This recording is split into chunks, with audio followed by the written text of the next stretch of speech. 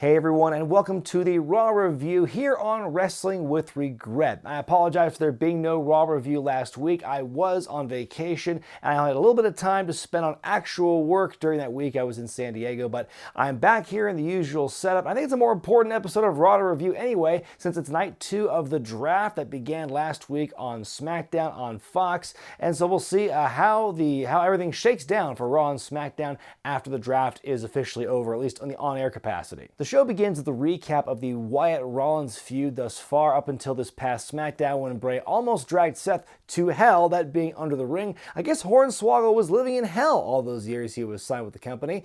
Anyway, first match tonight is Becky Lynch versus Charlotte Flair in non-title action. Much like the Seth Roman match we had on Friday, the winner of this match will determine which show, Raw or Smackdown, gets the first pick in round 1 of the draft on this night. The two exchange some words before the match, and Charlotte seems to be giving off the impression she wants to make nice and be friends with Becky once again, but psych, sucker punch. They has fight going into the commercial break, and once they get out of it, they have a really good match. It's not on the level of what they had done on their pay-per-view wars in the last year plus. Still very great match though. Ultimately, Becky wins in kind of a quick fashion. She kicks out of the spear, hits a crucifix pin to win the match for Monday Night Raw, so pretty good way to start the show. We go to the backstage area to see the champion, Seth Rollins, being interviewed. He brings up what happened last Sunday at Hell in a Cell, which gets resoundingly booed by the live audience. He then says he's going to go fiend hunting tonight, and he promises to burn it down. What's the it, you might ask? Well, we'll find out soon enough. So last Smackdown, we saw a lot of these pre-recorded segments featuring many Fox personalities like Troy Aikman and Joe Buck, for example, talking about the draft and all the different wrestlers and everything. These very canned, somewhat, not really their finger on the pulse of what's going on. We saw more of that this week with a lot of NBC Universal people. The first one being Jim Cramer of Mad Money. He talks about how like Seth Rollins and Andrade and Ricochet are good stock options, I guess. Look, I kind of echo the sentiment a lot of people are saying about this. I get why they're doing this week with, all the different people from the network chiming in about the draft. It makes it feel very legitimate. It makes it a big deal that these big names you're used to seeing on, the Fox programming and the NBC Universal programming, they're being integrated more into it. It's being treated like it's a real big deal, what they're doing with the draft in USA and Fox and whatnot. But it just seems like one of those things where it's like, hey, here's a celebrity cameo. We see it throughout the night with like Colin Jost and Michael Che. We see it with the Premier League panel, the NHL and NBC panel, Al Roker and Willie Geist. All this very it's very fluff, very canned stuff. It seems like people who couldn't care less about the product being read a script about, such and such wrestlers. I get why they did it, but at the same time, it's like, keep it out, is all I'm saying. In round 1 of night 2 of the draft, Raw picks Seth Rollins, which, he is their champion, Charlotte, and she actually called her shot in the pre-match promo with Becky early in the night. She even says, Becky, I may be drafted to Raw, and you and I may fight forever, and so she may be on the nose with that one. And then finally, in a bit of a good pick, Andrade and Zelina Vega are being sent to Raw as a package deal. Meanwhile, Smackdown picks Brock Lesnar, again, he's the champion, and the New Day. And so, this round was pretty lackluster. The only real shakeup here, pardon the pun, is that Andrade and Zelina move shows. So everything else is kind of the status quo. Things are as they already were. That's going to be a recurring theme tonight on the draft. We then get some takes from the draft panel. It's basically the pre-show setup for pay-per-views in the network. The perpetually injured Samoa Joe is part of the panel here. He puts over Brock Lesnar being drafted to SmackDown officially. He puts over the Lesnar-Cain Velasquez fight happening at Crown Jewel and says that, Cain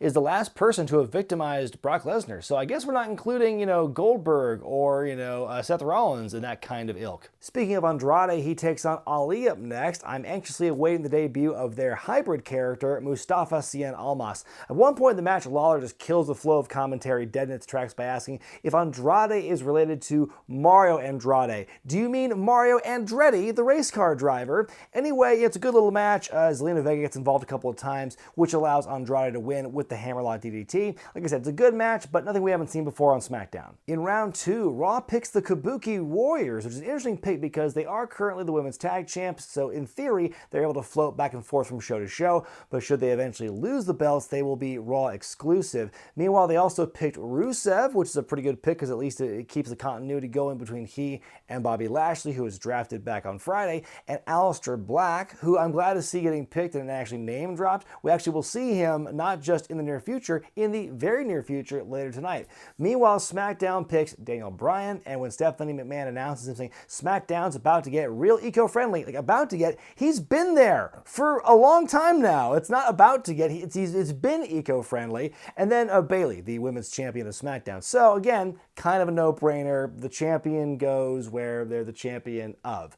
Again, much like round one, very little changes to the makeup of Raw or SmackDown before the draft. Really, Aleister Black is the biggest name of this round. Rudolph defend the Raw tag titles against the Viking Raiders. It's a rematch from last week when the Vikings beat the champions in non-title action, so this one's for all the marbles. Lawler cannot go one Dolph Ziggler match without talking about how he almost died at Ziggler's hands several years ago from that heart attack. And I bust Lawler's balls a little bit in this show, but I think that on the whole, from like where he was a couple of weeks ago in the Raw premiere, I do think he's improved in quality from like what I heard of him in Hell in a Cell, and then on this show, it's like, okay, I think he's definitely gotten better. He's not as bad as I made him out to be a couple of weeks ago. Anyway, this was a really good match, and it ends with the Viking Raiders hitting Ziggler with the Viking experience to win and become the new Raw Tag Team Champions. Very pleased to see a proper tag team holding the Tag Team Championships. It's been a while since we've seen that happen. I think the last two teams, it was Rudolph, and then it was Rollins and Strowman, and before that, I think it was the Revival, but it feels like it's been a long time. So hopefully now that it's on a proper tag team and it's not used to forward any specific singles storyline, maybe we'll see some actual, work with the tag belts. And then afterward, we actually hear a promo from the Viking Raiders where they put over there the former IWGP, they name dropped New Japan, IWGP and Ring of Honor and NXT, and now the Raw Tag Team Champions. So kind of a cool little fourth wall breaking promo, mentioning the other companies. It's that in and of itself is always impressive to me. In round 3 of the draft, Raw picks Cedric Alexander. It's kind of a lateral move, doesn't really go anywhere. Humberto Carrillo, which is very interesting to see him get called up. I'm very excited to see what happens with him. And then Eric Rowan, and I'm kind of on two minds about that, because on the one hand, I think, Rowan he's kind of accomplished all he really can on SmackDown at the moment. He can only fight Roman Reigns so often before he has to move on to some greener pastures. So him getting a fresh start on Raw now that he's got this renewed singles heel push has a lot of potential. My only question is, where does Luke Harper fit in all this? Because his name was not announced when Rowan was drafted, so what will become of old Luke Ski from here on out? I want to keep seeing him on television, and if I have to see him in a partnership with Eric Rowan to keep that going, I'll make some sacrifices, is all I'm going to say. Meanwhile, SmackDown picks the IC champion, Shinsuke Nakamura, and Ali. So again, not really a whole lot of change going on with SmackDown at the moment. And right now, with this round, the two biggest moves to me are Humberto and Eric Rowan, but a lot of question marks with both guys, especially Rowan. The new Raw draftee, Aleister Black, takes on our old friend EY, Eric Young, in singles action. Eric, as of this weekend, was announced to being part of the Raw roster as part of more of the supplemental, off-air signings. They were free agent signings, as it were. Very short and sweet match. Aleister wins the Dark Ritual submission. That's interesting. He doesn't really win with the submission very often. He's usually the Black Mass as the finish for his matches. I hope that doesn't mean that we're taking emphasis off the Black Mass. I hope we're just showing more diversity of what Aleister can do, because the Black Mass, I think, is a more captivating finisher than the Dark Ritual. I don't think that's a very controversial take. In round 4, Raw picks Buddy Murphy. This guy had a few good weeks of momentum building up in the last couple of months before he was kind of taken off television once again, but getting a fresh start on Raw. Jinder Mahal, nice to see the modern-day Maharaja. They're keeping his name kind of relevant there. And R-Truth, looks like the 24/7 championship is going to be on Raw permanently as of right now. Meanwhile, SmackDown picks Rudolph. I guess they're keeping those guys as a team together despite losing the belts on Monday. And then Carmella. So they've officially split up R-Truth and Carmella. No more wacky comedy hijinks from these two surrounding the 24/7 title. Bit of a sad day. Pour one out for Truth and Carmella as a team no longer. I liked their chemistry. I liked their shenanigans. And, I hope we get to see these two stay in prominent roles on television from here on out. Backstage, the Street Profits talk shop when the OC interrupt them and AJ gives them some backhanded compliments before he and his buddies all beat up the Street Profits. And we get a backstage promo from the Street Profits later in the night where they declare, they want the smoke. So it seems that we'll be getting that match probably next week on Raw. Ricochet takes on Shelton Benjamin up next. It's a good match, not too long, but plenty of excitement packed in. Ultimately, Ricochet wins with the recoil. When I was watching this match, all I could think of was, can you imagine like a match between Ricochet Rey and Shelton Benjamin from like 15 years ago when he's in his real athletic singles prime. Can you just imagine how badass that match would have been? We get a hype package for Tyson Fury. They bring up his boxing record and all his accolades there. They are not so quick to talk about all the times he's become unhinged on the microphone, however. Well, as we all know, folks, hour 3 of Raw is clearly sexy time. We go into and out of a commercial around this time where we see Lana getting a massage at a spa somewhere. She talks about how she wants it harder and deeper. I think we all know what she means by it, folks. The masseuse leaves the shot, and all of a sudden we see Bobby Lashley in a towel resuming the massage and getting very hard and deep with the massage with Lana here. It's like, are they trying to make Rusev pull a Mike Bennett and have him ask for his release of this stuff? I just don't know where they're going with this. Like, what is even going on with like Bobby Lashley grinning like a Cheshire cat as Lana talks about she wants it harder and deeper? This ain't PG, Cole. Jerry Lawler's introduced as the host of Raw, which is a title I didn't know he had, as he is the moderator for the contract signing between Tyson Fury and Braun Strowman. Lawler says, never before has an undefeated champion gone toe-to-toe with a WWE superstar. Then they have to correct him on commentary right afterwards saying undefeated heavyweight champion, because I guess lest we forget the whole Floyd Mayweather Big Show thing for WrestleMania 24. When they're all in the ring, Braun tells Tyson that he'll be stepping into his world in Saudi Arabia. That was his words, name drop in Saudi Arabia. No one else has really done that yet. And then Tyson says, he's not out of his element in any ring and he'll knock Braun Strowman out. So they both stand up, and with one mighty swing of his hands, Strowman destroys the table in front of him. Tyson Fury responds by grabbing a pen and having a really hard time breaking it. He takes like 3 times, and then he finally breaks it. And then he just like corpses into the camera and walks away. And any interest I may have had for this match, which I don't, but if I did have some, it was all vanished in that one moment, because that made the whole thing look incredibly Bush League for Tyson Fury.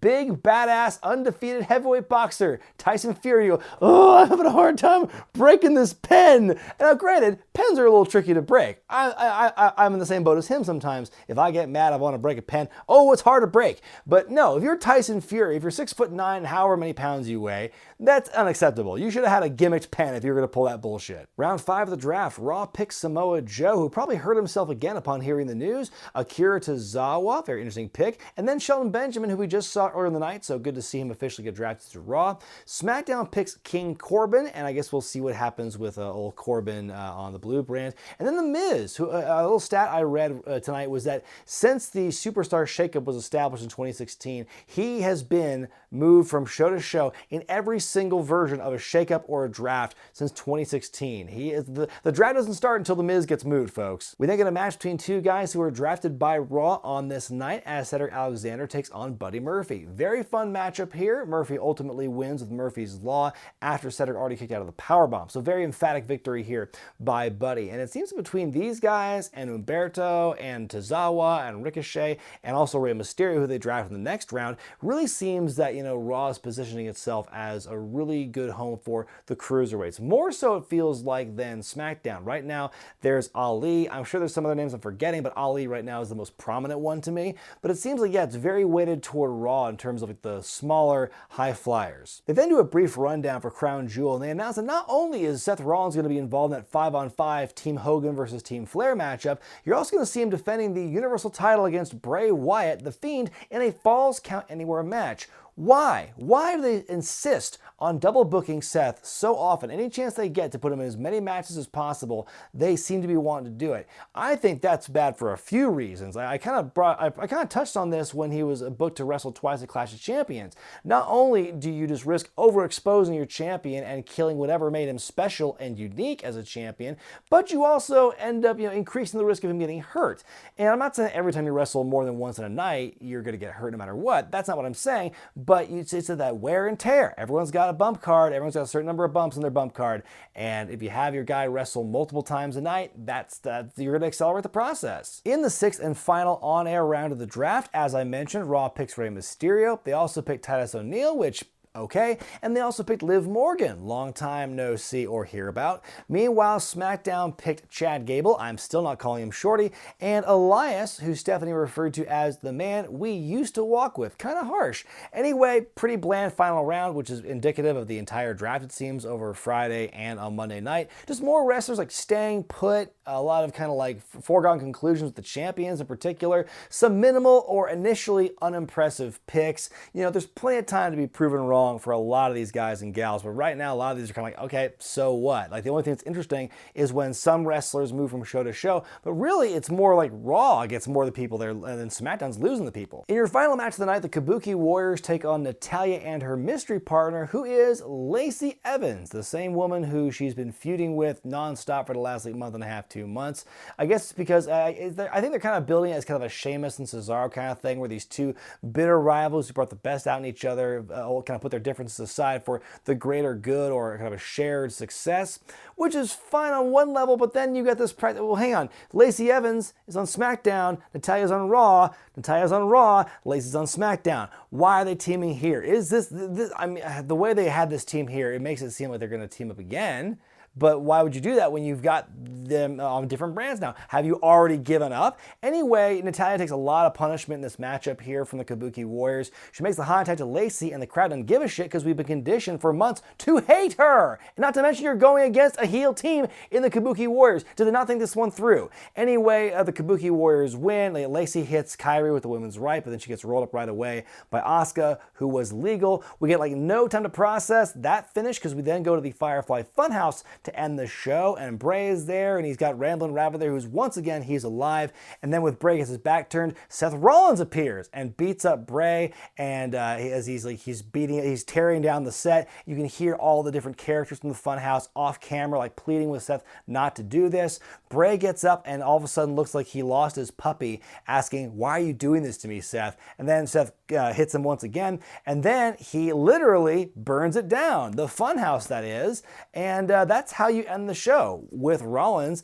burning down the Funhouse. So a few questions are raised from this. So what plane of existence does the Funhouse exist on then, if Seth is able to enter it seemingly of his own free will and everything? Is Bray just hanging out at some other part of the arena doing his own thing, and Seth has finally found him and showed up? There was actually a really interesting tweet that Bray sent out on this night after the show ending saying, "Quick question, how did you find it? Are you dead?" Which I think, again, raises questions about what the significance of the Funhouse is.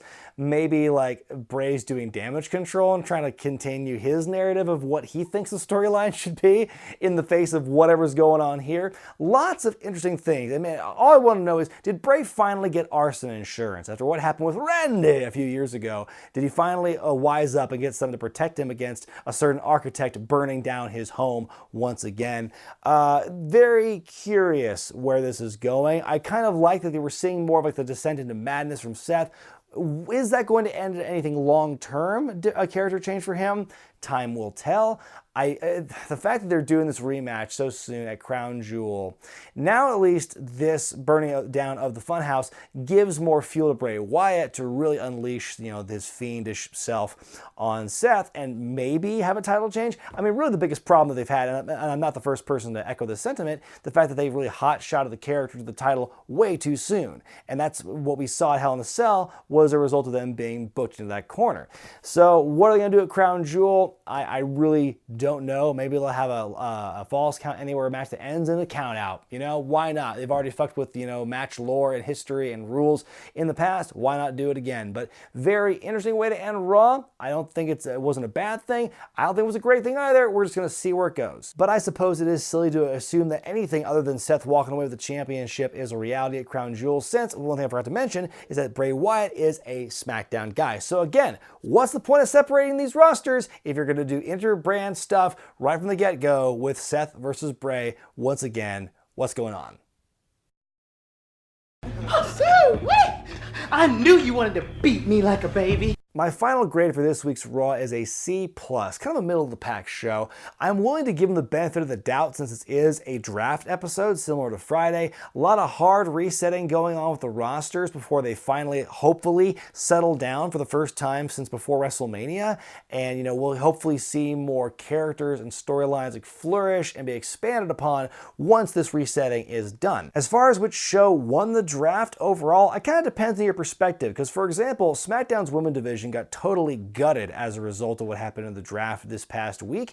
But on the other hand, their tag team division seems a lot stronger than what Raw has right now. Raw has got one more championship that's like fixed on Raw if you don't count the women's tag team titles. One more championship than SmackDown, but that makes sense. It's a longer show. And one of them is a 24/7 championship, so that's kind of like a throwaway title. But there's still like a dozen or so men and women who still need to be kind of like settled into place with the off-air, the free agency signing. So we'll see how that all shakes out. So again, I'm not going to condemn this show. I'm not going to praise it either. It's just, it was a lot of just bland, boring draft picks with a couple of very kind of like, kind of exceptions. This draft overall, didn't really do a whole lot for me. But I think ultimately Raw does get the better end of the deal just because it's a longer show. They have way more people. And I think that, a lot of more people moved from SmackDown to Raw this week than, Raw to SmackDown. But we did see some of that balance on SmackDown as well. So, it all 50-50 booking. But what did you think about Raw this week, folks? Let me know in the comments section below and give it a letter grade by going to the iCard